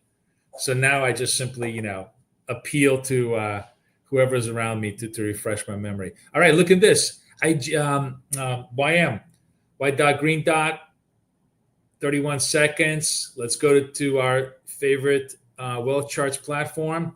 See if we can do something with it.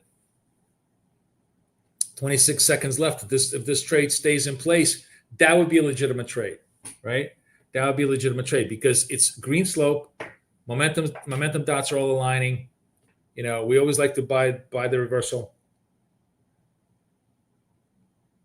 Predator. Big. No, it's not Predator. It's not fucking Predator. Oh, we got a long. Buy long, buy long. Okay, we're long long Dow, 12, 22 is the target. Let's see if my thesis proves correct. At least it's a legitimate looking trade. Legitimate looking trades, and we're right there. Come on, come on, come on, come on, come on, come on. Do it. Come on, take me out. There we go. Right there. See, when I do the right thing, the market rewards me. When I fuck around, the market usually slaps me around. Very, very good lesson. So this was, as I sort of told you, very, very clean setup. Boom, boom, boom. Wham, bam. Thank you, ma'am. I need my Britney Spears. I am after this. I'm going to go hunting for the Britney Spears music clip. We're going to start playing it after every time we hit. Thank you, Mohammed. Nice to have you aboard. Pitek, man, come on. Really, Predator. Francis Ford Coppola, Academy Award-winning director. I'm kidding you, my friend. Yes, we need Britney on here. We need Britney on our things. All right. Well, charts looking positive, looking good. Let's go see what NAS wants to do. We haven't looked at NAS in a long time. Actually, I like flipping around between NAS and YM. NAS is just kind of in a down. Now, so what do we do in this situation? And I want to explain to you why I'm sitting on my hands doing nothing, right? You could say, oh, Boris, look at all these red dots. You could have shorted this whole thing. You could have picked the beautiful top. And and I would have said to you, you're absolutely right. In retrospect, like every other idiot, YM YouTube guru who traced the past, I could have shown you how beautiful and smart I was on the past. But as you are well aware now, those of you who are trading with me, we trade the future, which is a lot harder to trade. And because we trade the future, we have a couple of rules that we really try to stay in place with, not because they work all the time, but because they work more than they don't work. It's all a probability game. It's all basically trying to stay like you could be driving on the wrong side of the road and not get hurt, right? Like it could be dark, there'd be nobody on the road. You could go on the left side of the road, drive for like a mile, and just come out of it completely fine, right? But would you do that generally? No, because the probability of you getting smashed is really, really hard. So same idea with trading. You could count a trend, against a trend and survive and actually even thrive, right? You can do really, really well. But most of the time, you're going to get smashed, right? And for the one time that you kind of survive, it's not worth all the risk of getting smashed. So we try to trade in the direction of the big trend. The big trend is to the upside, and the small trend is now selling off. Oh, everybody hear the fire? Is this the fire truck? What do we hear? It feels like no, it's not a fire truck. That's the ambulance. That's the first ambulance of the fall season in New York City. Oh, really? Oh, G5 that's too bad. Oh, because of yeah, you're right. It's probably copyright. Man, nobody lets you have any fun. G5 is right. Nobody lets you have any fun because of copyright infringement. Okay, well, I guess I'll have to make my own. I'm going to make my own musical clip, and we'll just go back to using AI because nobody can sue me for AI. You guys like by the way, how cool is the Funda song, right? What a great song that was.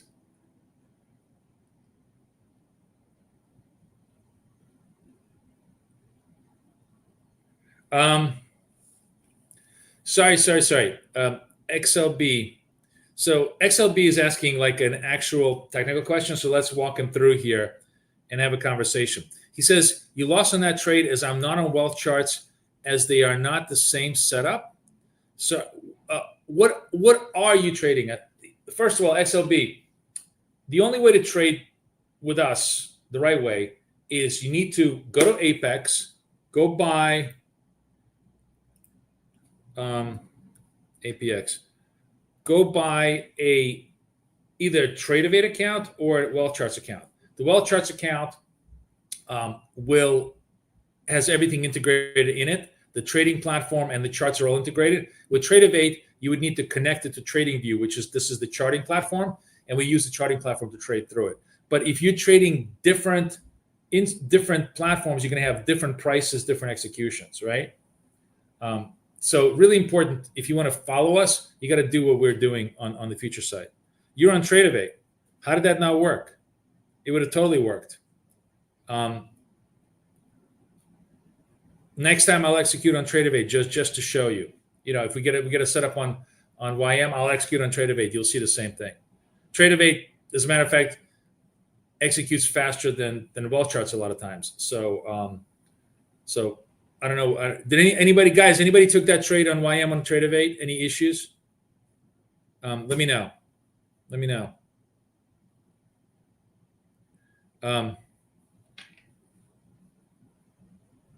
Yeah. So, anyways, the whole point is we try to trade primarily with big trend, and what we want is just three things. It's all we want for Christmas.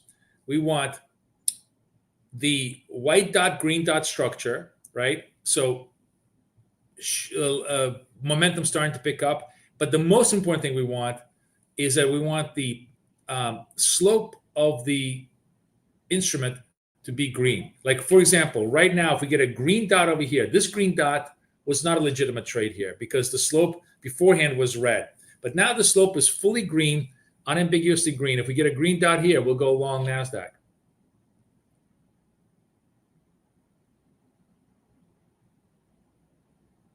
GFAS says that trade on TradingView did not get done. I'm sorry about that. You got bailed at break even. That trade didn't go through. I thought that trade went through hard. All right, we'll go back to that trade in just 1 second. Let's focus on NAS. 39 seconds left here, full screen.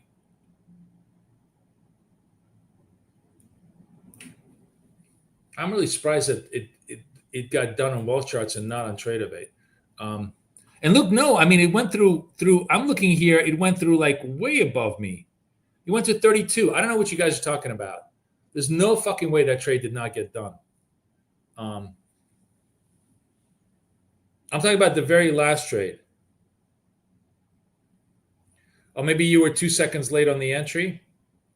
Maybe. Okay. Well, that's why I always pre-enter, right? Preempt you. Okay. Long. Here we go. Long on this trade. 75-25 target. White dot, green slope, positive slope. All right. Let's see if we can move. Oh shit. Am I on the mini? Fuck. I'm on the wrong trade. Guys. Okay. Sorry. I took a profit. I'm sorry. I was looking at the big contract beforehand, and I forgot to switch. So here's another important trick that you see.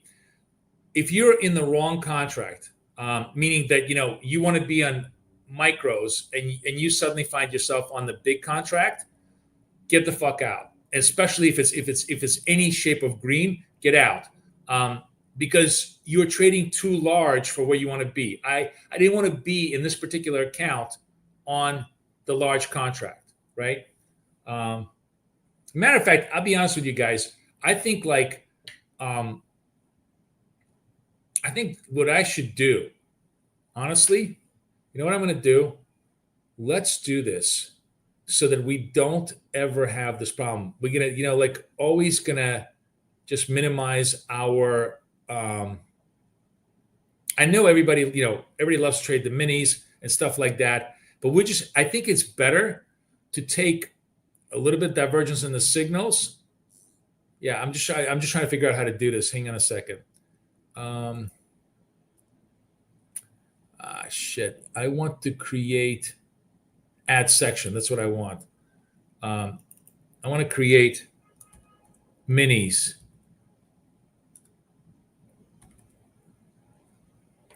Right? And what I want to do here is this is what I'm going to do.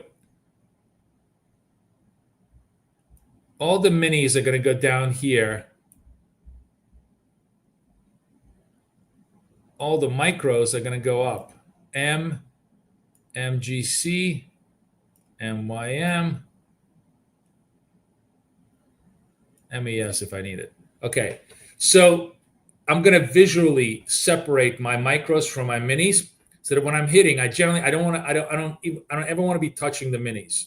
As a matter of fact, if you really, really want to be good about it, just delete the minis.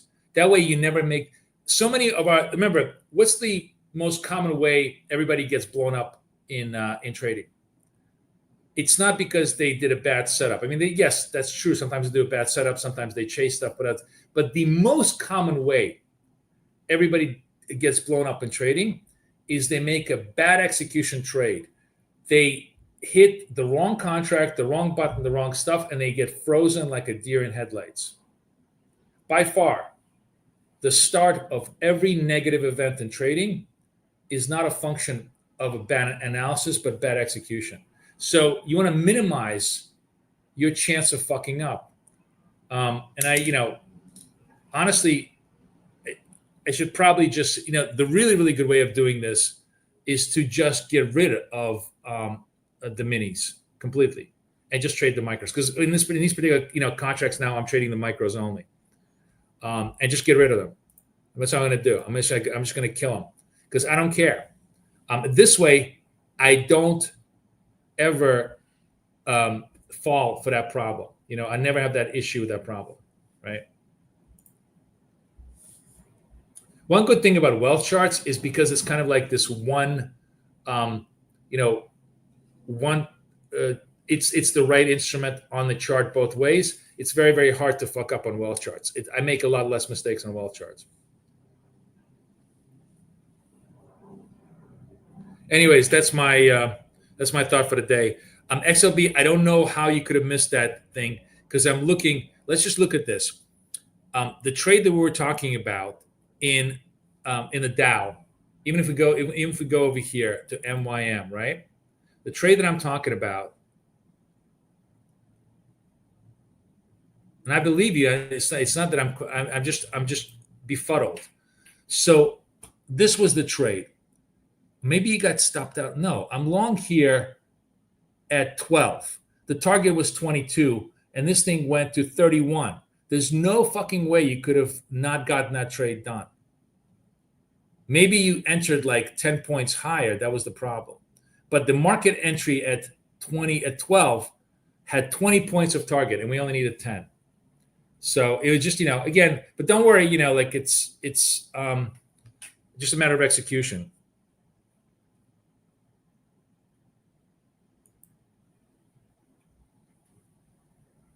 But it could have happened. All right. Let's see what MNQ does.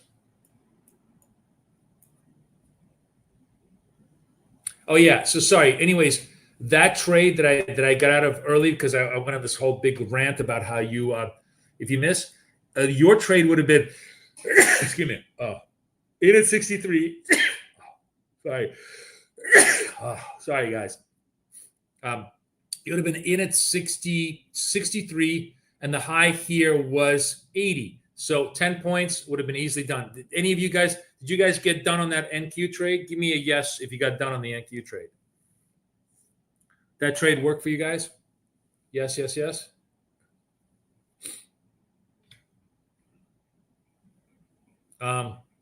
Yeah, Christopher's good job.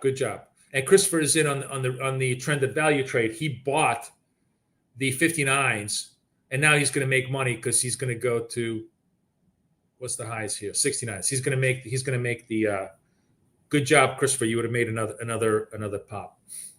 Yeah, I mean, guys, like it's actually been an incredibly accurate day for us as long as we stay on target, stay on strategy.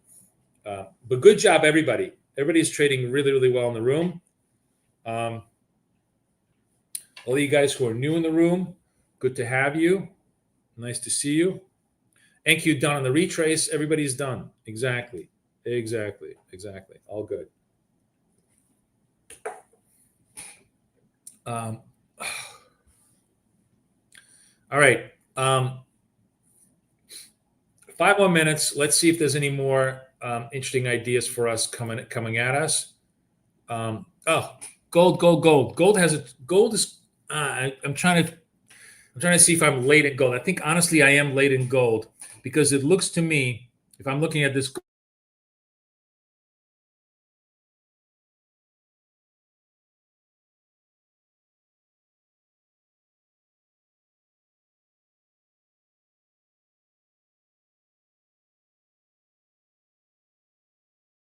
that's what we're looking for. Just for those of you guys who are looking for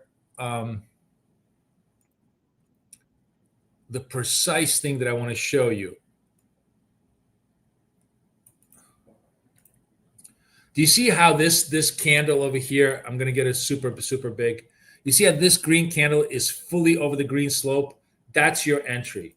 That's your good trade entry for full pop on gold.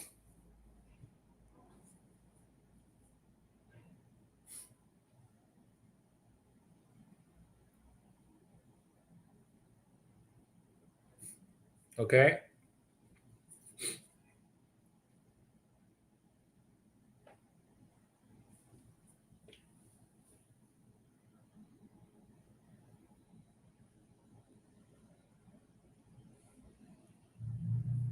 Anyways,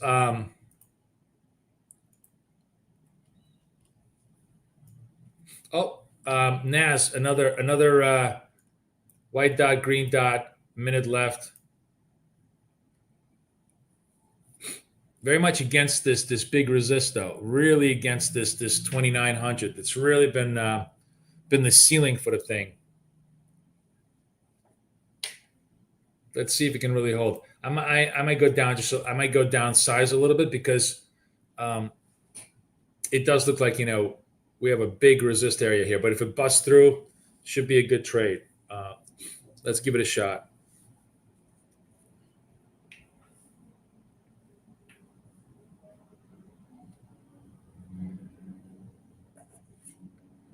$32 seconds, 29 seconds.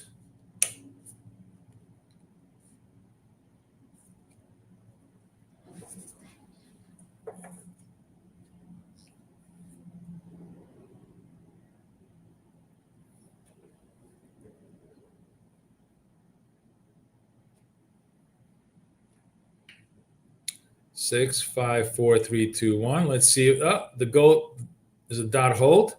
It holds. All right, we're long but small because the dot held. So we're staying true to our thesis. Let's see if we can get the 84s out of this thing.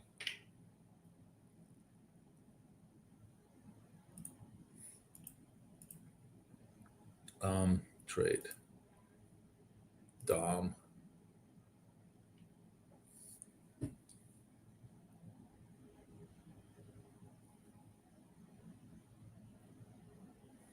Andy says that a green candle with a purple dot is a high probability setup. Sorry, you mean this? Like this is what Christopher was talking about. The green candle, purple dot, right? That's a pretty good probability because it's staying above the moving average, and the slope is totally positive. I agree. This is a really good trade. Even a red candle is a good trade as long as the slope stays positive. Yeah, those are excellent trades. You guys are very good at pointing out that those are very, very good high probability trades. Those two setups is all you really need for the bread and butter trading that we do. You do those two setups, 10, 15 trades a day. You should really have a very good high accuracy ratio. I'm actually curious. If you guys, who's a Christopher, do me a favor. Keep track of all your trades today. Let's come back tomorrow and tell me how many of the retraces in NASDAQ you took. What was the win ratio, and share it with everybody because that would be a really interesting statistic for everybody to do because it's a real market statistic. It's just instead of just a backtesting statistic, it's an actual trade in the market place. All right, guys, I gotta go. So I'm gonna, oh, it doesn't matter. I got done anyways. I was like, I'm ready to get out. So that was the last trade of the day. Nice clean pop. We took out the highs. Again, pop, pop, pop, pop, pop. Momentum working. The most important thing is as long as we're staying true to the trend, momentum really, really works. Hey, Noah. Nice to have you. Welcome. All right. Thank you so much. Everybody have a wonderful day. Every trade hit today. Really, like literally every trade hit. We're gonna make a new little anthem every time we hit a trade because we need a little music and a little background. And everybody, let me know how you guys do for the rest of the day. I'll be back with you guys normal time, 9 o'clock tomorrow, to trade the open, and then we're gonna try to figure out if we know what day marathon will be this week with Kathy, and see how we can do that. Okay. Yeah, 10:30, 10:45 is a good start. Start of the run. A lot of good trades always coming out there. Absolutely. All right, guys. Hasta la vista. I'll see you guys tomorrow. Thanks again. Take care.